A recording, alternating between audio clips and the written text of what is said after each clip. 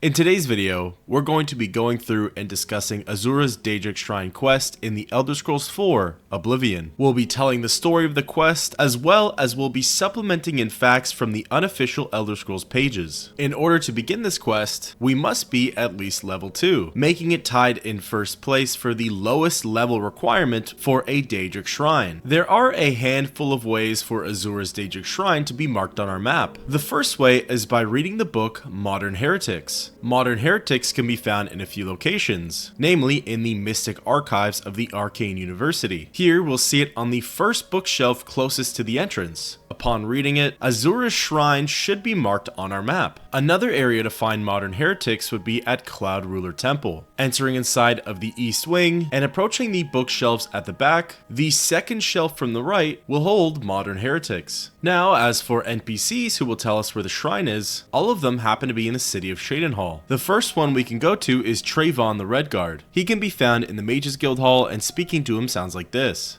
A pleasure to speak with you. We ask him about Daedra cults. Daedra cults aren't necessarily evil, of course.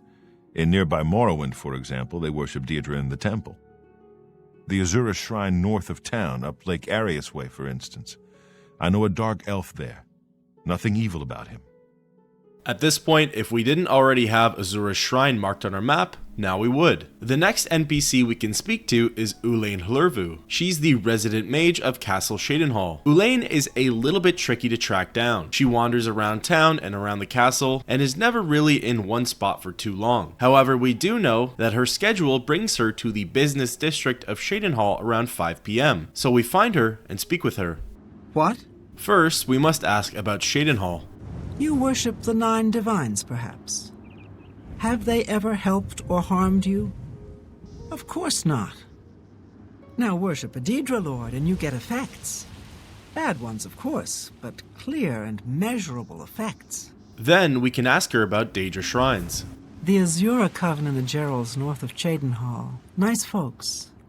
Nothing like the blood-drinking Daedra worshippers everyone raves about. A waste of time, of course, worshipping gods in the first place. But at least they're not raving lunatics.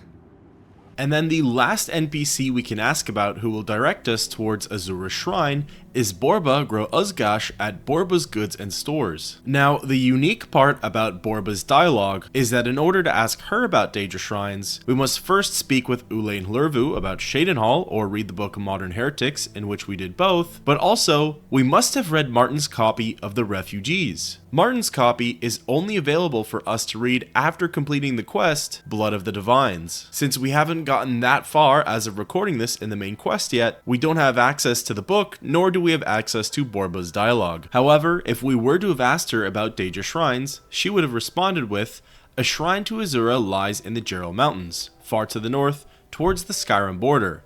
And I think there's a shrine to Boethia high in the Valis Mountains, southeast of Shadenhall." Any of these methods will work for finding out exactly where the shrine is, and of course there's also the use of general exploration. We scroll north of the city of Shadenhall and see that just above the words of County Shadenhall, Azura's Shrine is marked. We already have it discovered, but just for added immersion, we fast travel to the nearest location, Temple of the Ancestor Moths. From here, we follow our compass at a bearing of south-southwest, and very soon, we arrive at the Shrine of Azura. As per usual, this Daedric Shrine is supposed to have 3 worshippers. They would be Bermima, Melsmerian, and Ralsa Nathan. However, it appears as though that there's only 2 worshippers present. Bermima, the Argonian, is missing. It took me a while to remember why, but I do have memories of embarking on a quest a long time ago, and through that quest, drawing the aggro of ogres and bringing them to the shrine. Those ogres then attacked the worshippers, and I believe they would have killed Bermima. If anybody remembers which quest or which video that's from, I would love to know. Back to the matter at hand, just for some dialogue, we speak to Ralsa.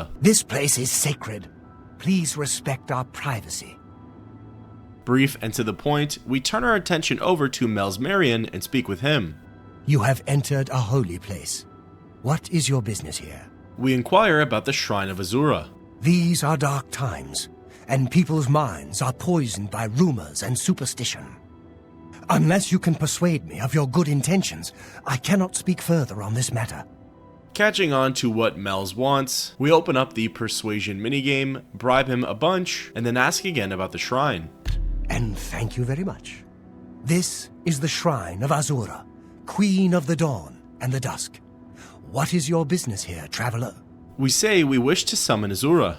If you wish to speak to the lady, visit her shrine at dawn or dusk. Leave her an offering of glow dust, and perhaps she will deign to speak with you. With that, the conversation ends, and now we know what we must do in order to gain an audience with the Daedric Prince. Glow dust in of itself is not very difficult to obtain. There are more than a few places in the Imperial City that sell it. For example, in the main ingredient, we can go and speak with the proprietor, Ogier Georic, and under his list of ingredients, he'll actually have about 3 glow dusts for sale. We're buying them at about 71 gold a piece, which in the grand scheme of things isn't too bad. Another shop in the market district that sells glow dust is the Gilded Carafe. Entering inside and speaking with the owner, Claudette Perrick, under her list of ingredients, she sells about 3 glow dusts as well, and for her, given our level of mercantile and personality, they can be bought for around 77 gold apiece. Now, according to the unofficial Elder Scrolls pages, Calendil at the Mystic Emporium can actually sell glow dust. However, unless our mercantile skill is 50 or higher, which it isn't, it won't be available for purchase. Another place where we can find glow dust is in the Bruma Mages Guild Hall. Now, normally we'd be able to find it in the living quarters, which is the basement section. However, because we've successfully completed the Mages Guild questline, and the Bruma Mages Guild Hall is still completely destroyed, this sample of glow dust is not available for us. And then of course, there's collecting glow dust the old-fashioned way, by killing their providers, Will-o'-the-Wisps. Wisps can commonly be found in monster dungeons and the swampy areas of Cyrodiil. They're commonly encountered at level 11 and higher. It doesn't really matter whichever method we choose to obtain glow dust. All that matters is once we have it, we travel back to Azura's shrine and wait for either dusk or dawn. Attempting to interact with the shrine at the wrong times will bring the simple message of nothing happens. So, waiting until the times of between 5 and 7 AM or PM, we can officially approach Azura's statue and offer the glow dust. I have seen your name, traveler, and heard it whispered in twilight. I ask a service which holds promise of fame and reward. Many years ago, 5 followers slew the vampire Dratic and its kin, but all were infected by the foul creature. Knowing their fate, they sealed themselves up in the vampire's lair. Their suffering weighs heavily on me. Travel to the gutted mine. The door will open to you. Bring the piece of death to my followers, and you shall earn my gratitude. With that, we receive our official quest notification for the shrine. The task at hand is simple yet dangerous. Popping open our map, we see that Gutted Mine is relatively close, at a bearing of southwest. Azura wants us to travel to said mine and kill 5 of her followers who unfortunately turned into vampires. We arrive at our dungeon and do an inventory check. Vampires have a 50% weakness to fire, so we ensure that Goldbrand is completely charged. Also, because we're not currently a vampire, nor have ever been one, we're likely to contract porphyric hemophilia, meaning that we need a potion of cure disease on us for the end of our journey. The inside of Gutted Mine is rather small. It only has 1 zone to work with. However, there are quite a lot of traps that we have to worry about. For example, in our run through, we pretty much ran into all of them. And the only enemies we have to worry about are the Afflicted Brethren, aka the vampiric followers of Azura. The first 3 Afflicted Brethren can be accessed pretty easily. All of them wear leveled armor and use leveled equipment. It didn't take very long for us to contract porphyric hemophilia, so we made sure to keep a mental note that as soon as this dungeon was over with, we'd have to pop that potion of cure disease. After killing the first 3 vampires, we come to a false wall that's lowered by pulling a rope. On the other side, we see a 4th Afflicted Brethren whom we quickly take care of. This vampire happened to be an archer, and upon looking into their inventory, we noticed that they were absolutely stacked with all kinds of arrows. I wasn't sure if this was supposed to happen or it was some kind of exploit, but regardless, we took the arrows and moved on. We spotted the last Afflicted Brethren. He was similar to an orc we previously fought. He swung away at us with an enchanted 2-handed Daedric axe, and was clad in a complete Daedric armor set. Likely because of the weapon Goldbrand and its fire enchantments. None of these vampires proved to be a tricky fight for us, and after the 5th one was killed, we received a quest update that we upheld our end of the bargain. Interestingly, looking into the male orc's inventory, he has a worn, faded note on him. Looking at it, it reads, "This worn, faded note was written on a scrap of parchment and secured by a piece of raw hide to the vampire's neck. My name is Gola Gro Musgul. My companions' names are Aranalda, Nil Elfdaughter, Avida Cassiana, and Umar Grakar. The vampire Dratic died by our hands, but the price was dear. Those into whose hands we have fallen, we thank you and pray your favor. We served Lady Azura. Bring these, our last words, to the Her Shrine. We praise her with the full fountain of our devotion. Our destinies were written in the stars, that our souls and reason be slain, and our world lost forever. None can escape her fate, but let us be remembered at her shrine and in the hearts of her servants. It is only by fate that any life ends, and only by chance that it is mine, not yours." Definitely a heavy note to read. This note helps to shed some light on the brave souls who fought against the vampire Dratic and in turn sacrificed their own lives. In the same area in which we found the male orc, there's a section of loose planks in which we can engage with, and upon pushing them down, will reveal a small spot that holds a coffin. This coffin is locked by a hard lock, and getting into it can yield some pretty decent loot. On the topic of that conversation, before we leave Gutted Mine, there are a bunch of silver veins as well as other coffins that we can look into. Once we looted everything of our desire, we can exit the dungeon and fast travel back to the shrine. Once arrived, we can approach the statue of the Daedric Prince and interact with it. Thank you, mortal. Their spirits are free, and henceforth above my shrine, 5 bright candles shall burn forever in memory of their sacrifice. For your service, take this token, that your deeds might be entered in the Book of Fate. And with that, we get a notification that the quest is over, and Azura has rewarded us with a Daedric artifact. Before taking a look, we quickly speak with Mel's Marion for some dialogue. What is your wish, you who have been blessed by Our Lady's voice? We ask him about the Shrine of Azura. The great lady has spoken. To you alone. The moon and star shall be your guide. Exiting the conversation, we can now take a look at our Daedric artifact. We've been given something rather unique. Normally, a Daedric prince gives us a weapon or a piece of armor. However, Azura gave us something called Azura's Star. Azura's Star falls under the stones category, and essentially what it does is it acts as a reusable soul gem. So instead of having to go out and buy or find grand soul gems, every soul captured that's not an NPC will get processed into a grand soul and stored into Azura's Star. I definitely think that this is one of the more universally useful Daedric artifacts that we can receive. It's definitely up there with the Skeleton Key and the Ring of Namira. So now, let's switch the conversation away from this quest and move it towards some lore on Azura as well as Azura's Star. Beginning with Azura herself and reading directly from the unofficial Elder Scrolls pages, a little introduction goes as follows. Azura is a Daedric prince whose sphere is dawn and dusk, the magic in between realms of twilight, as well as mystery and magic, fate and prophecy, and vanity and egotism. Azura is one of the few Daedra who maintains the appearance of being good by mortal standards, and reportedly feels more concern for the well-being of her mortal subjects than other Daedric princes. It is said that she wants their love above all else, and for her worshippers to love themselves. It pains her when they do not.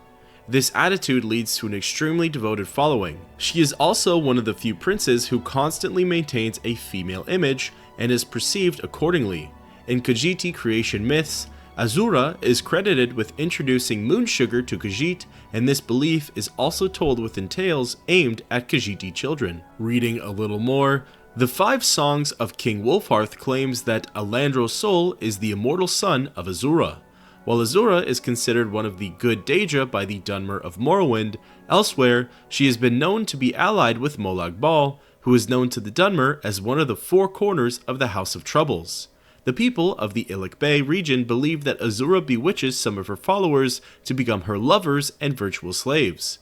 Her followers acknowledge that she is cruel but wise. So it does seem as though in the grand scheme of things, Azura is definitely one of the less cruel and less evil Daedric princes. Yes, there is still technically manipulation and mind control going on to where she can bewitch her followers into forever worshipping her. However, there really isn't any tales of torture, sacrifice, or murder. So with that being said, Azura climbs the ranks in our books. So now, let's move the conversation over to Azura's Star. As mentioned before, Azura's Star is a reusable Grand Soul Gem. We can use it not only for recharging our weapons, but also for creating new enchantments. To me, this makes this Daedric artifact universally useful to any class that you can play as. If for some reason you wanted to sell it, it could fetch a value of 2,500 gold. Azura's Star makes a feature in the following games: Daggerfall, Morrowind, Oblivion, and Skyrim. According to the unofficial Elder Scrolls pages, and beginning with the Daggerfall entry, an unknown agent of the Blades received the star from the previous owner,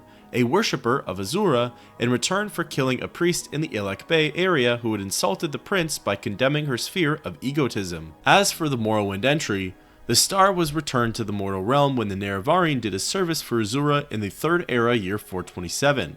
She and Sheogorath had a wager that Azura's priestess, Reyna Drolin, could live in silence for 100 years. The time was almost up, so Sheogorath sent his Golden Saint champion, Stada, to lead his servants to disturb the priestess on her secluded island, located in the Sheogorad region of Vardenfell. The Nerevarine banished the Mad God's Daedric servants and was given the star in return. We know of the events that transpired in Oblivion, and as for the events in Skyrim, the unofficial Elder Scrolls pages reads, in the 4th Era year 201, the last Dragonborn was summoned to the Shrine of Azura south of Winterhold, built by the Dunmer refugees who fled from Morrowind. Arania Lenith, Azura's priestess, tasked the Dragonborn with finding her lost artifact. Azura's message led the Dragonborn to Nelacar, a mage living in Winterhold who was once a member of the college there. He knew of Varen and directed the Dragonborn to Ilinalta's Deep. There, the Dragonborn found the broken black star and was captured by it.